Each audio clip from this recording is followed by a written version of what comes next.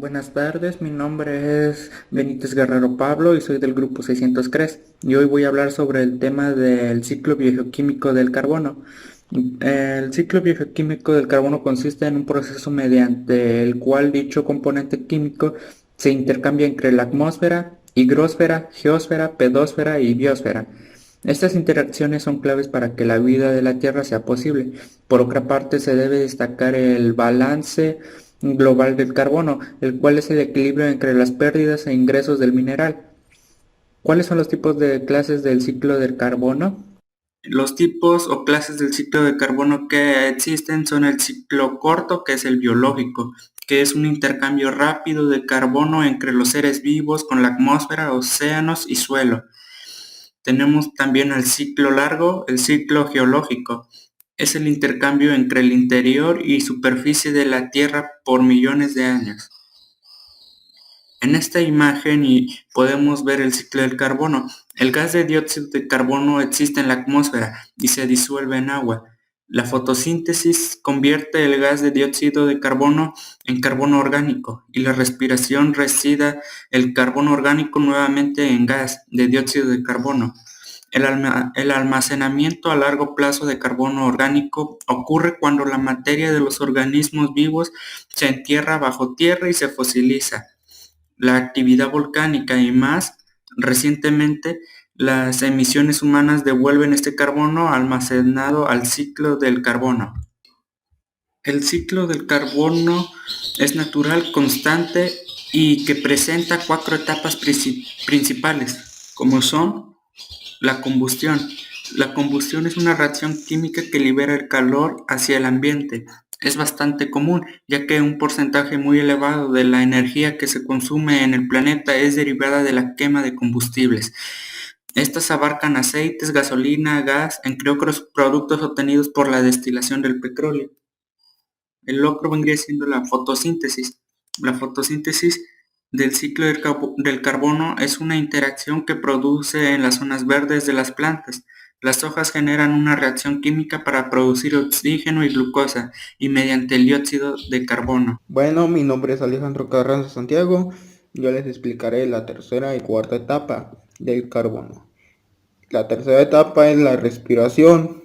Esto tiene lugar en todos los seres vivos, en lo que la energía se libera de la glucosa con el uso del oxígeno. Intervienen en la respiración del ciclo de este mineral son el agua y el dióxido de carbono. Durante la noche hacen lo opuesto y se le llama respiración. Si se deposita materia orgánica en sedimento, esta almacena dióxido de carbono de la atmósfera.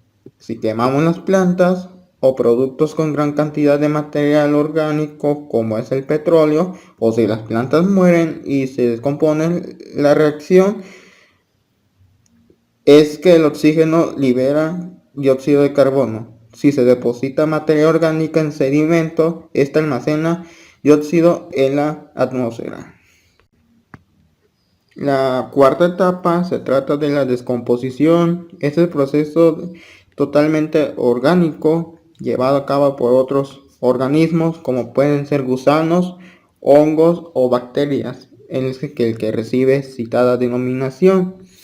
Se trata de un proceso que también recibe el nombre de putrefacción y al que están sometidos los desechos de plantas, animales y restos orgánicos. La descomposición de un organismo muerto también libera carbono a la atmósfera.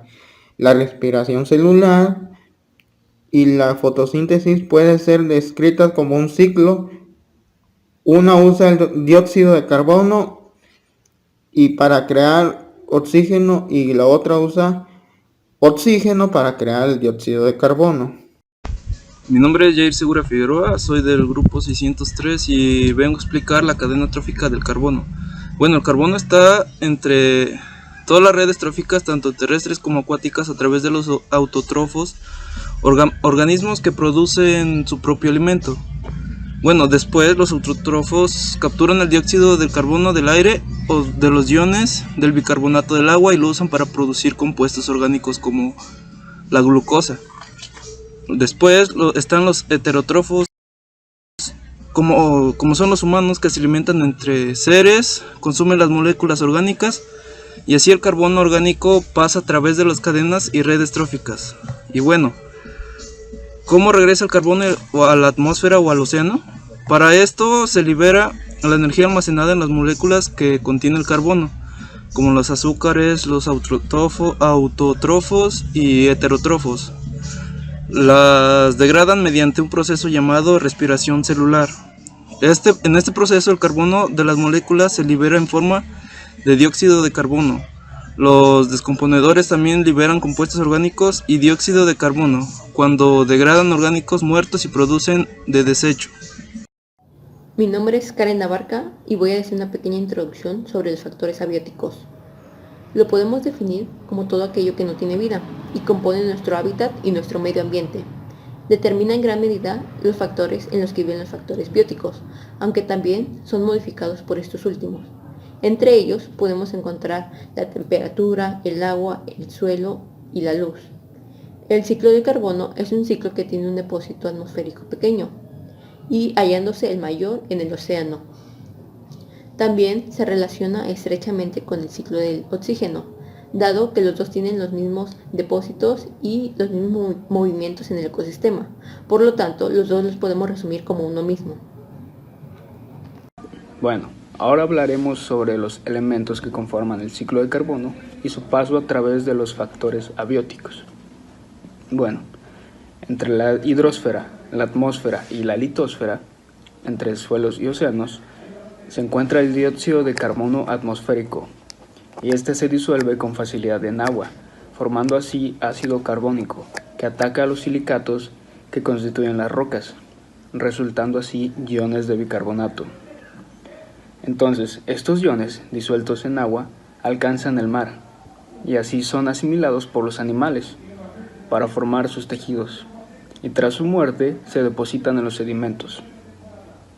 El retorno a la atmósfera se produce en las erupciones volcánicas, pues tras la erupción de las rocas que lo contienen. Este último ciclo es de larga duración, al verse implicados los mecanismos geológicos.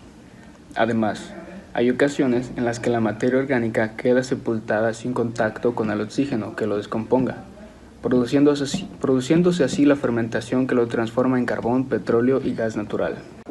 Recordemos que el carbono también es un elemento, y este se encuentra en aire, océanos, rocas, suelos, y el carbón no permanece en un mismo lugar, siempre está en movimiento.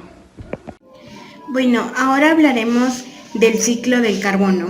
El ciclo del carbono es el elemento del cual están hechos todos los biocompuestos de importancia y que a su vez conforman la célula. Estos son las proteínas, los lípidos, los carbohidratos y algunos cofactores. El carbono se puede encontrar en dos fases, una disuelta en gas en el aire atmosférico, donde representa el 0.4% de la atmósfera. El carbono también se encuentra en forma molecular, ya sea unida con oxígeno, con hidrógeno o con los dos. El carbono se encuentra en el suelo, en diferentes tipos de minerales como el carbonato de calcio, la hulla, el grafito, el petróleo, el gas natural y los valiosos diamantes, entre otros. Buenos días, mi nombre es Víctor Alfredo Hernández Gómez. Voy a hablar sobre la importancia del ciclo de carbono.